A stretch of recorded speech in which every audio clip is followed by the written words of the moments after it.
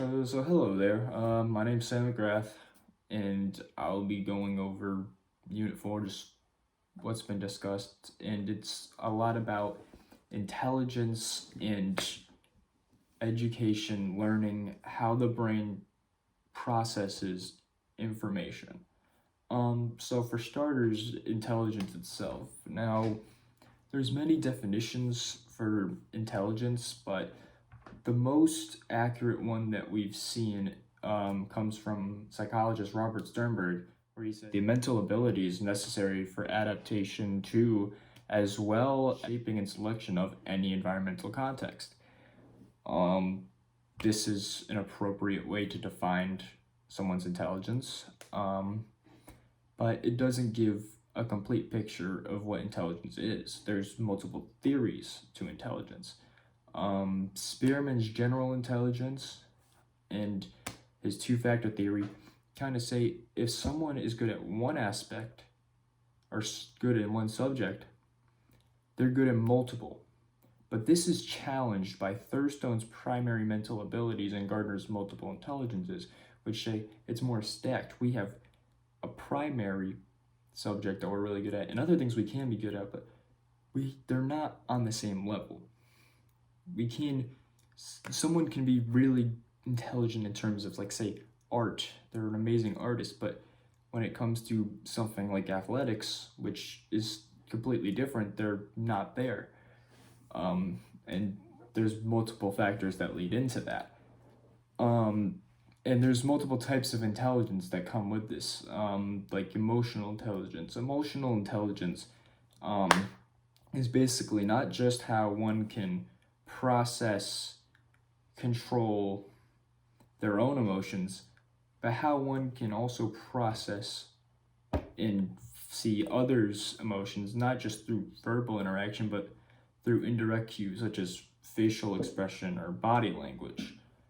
These are very important when it comes to that. Additionally, it's very important to look at stuff such as the crystallized learning, which is when someone takes prior knowledge they have on a subject and uses it to continue learning, or uses it to, tie into something new. This is very common, but it's not the only thing. There's fluid intelligence when you're just starting from scratch and you're just learning what you know. It's completely different, and you can struggle with this, but it's how you have to start new things usually. But people don't really understand intelligence. They've never been able to understand it, which is why they started trying to do intelligence testing. Now, the original kind of theory was the Binet-Simon scale, which was designed to measure judgment, comprehension, and reasoning, which Binet thought were the three most important aspects of intelligence. But this wasn't a proper rating scale. It didn't work. So an IQ test came along. Now, William Stern created the original IQ test, but the original IQ test also had problems. It only really worked on children. It didn't work on adults. And over the years, there's been several adjustments made to this test to today where it works more for everybody, but there's still many criticisms because it's still very Eurocentric. It can have race and gender discrepancies that you can see as problematic because it takes this more Eurocentric view, so it's biased. It still doesn't work completely. With that being said, the average IQ of a person is 100, and 95% of people fall between 70 and 130. Anything under 70 is exceedingly low, and anything over 130 is exceedingly high, and they're very uncommon. But IQ is not the see-all end-all to someone's intelligence. Someone can have an intelligence of 120, another person can have intelligence of 100, and that person with 100 could know more or be smarter than this person with 120. So we don't really have a true test for what intelligence really is. It's hard to say. But some ways they try to figure it out is through aptitude and achievement test. Now, these are two different things. Aptitude test is something you'll see for like a career testing site. It's asking you questions to see your potential in certain aspects. They want to see what your ability to learn truly is. While achievement testing is more common in school, where they test you on what you know. You got a test coming up. What's on what you know? What did you learn from this unit, and what did you get wrong? That's what you'd consider an achievement test to be. And when you bring this all into the classroom, it can be biased because there's different learning styles for different people, which is a problem because if you teach a certain way, then testing might be lower for certain people because they won't be able to learn it as well. There's really just 4 deep learning styles that they follow. There's visual learners who do really well with graphics, videos, presentations. They love to see what they're learning. Auditory learners like hearing and discussing the matter. They want to have a discussion, a conversation, a narrative rolling, because that's what helps them learn. I kind of fit into both of these two, which is why I'm choosing to do a video and put some graphics onto it to show you, because that's how I best learn with those. And these two learnings can go well with different subjects. Visual learners can do better with math because you have to see math and then perform it yourself.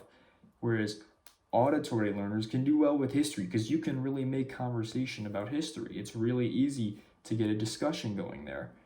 But there's not the only two. We have reading and writing learners. These people love literature because they get to put pencil to paper, write it out, they get to read it, this is how they learn. That's how they best process information coming to them. And lastly is kinesthetic learners, who science is really good for them because they get physical interaction. They need hands-on learning.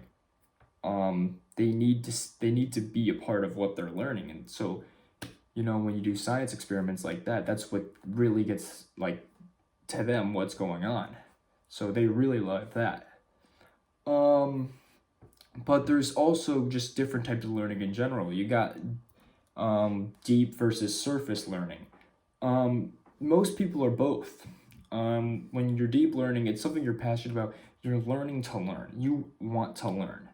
But with surface learning, it's more for an ulterior motive, like a grade, and I think everyone's guilty of this. There's certain things we're not that passionate about, but you have to do in school, and you're just trying to get that grade. That's surface learning. They're just trying to do the bare minimum. But deep learners, they're truly passionate about what it is and truly want to learn about it. And above all, everything I just talked about with learning styles and, IQ and all this ties into a giant picture of what a person is, their temperament and their personality. Now, the temperament is the person's behavioral style, and it's how they respond. It's their way of responding to something. Now, there's 4 key temperaments that are shown in the graphic.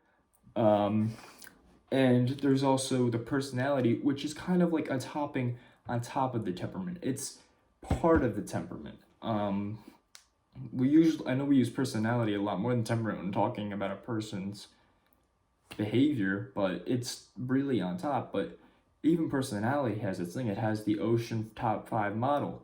It's the 5 factors, and I'll put that up here too. It's very specific in its own regards. So yeah, both of these play into the bigger picture of how someone acts and what they do. And that's kind of where all intelligence ties into. So that's all there is to it.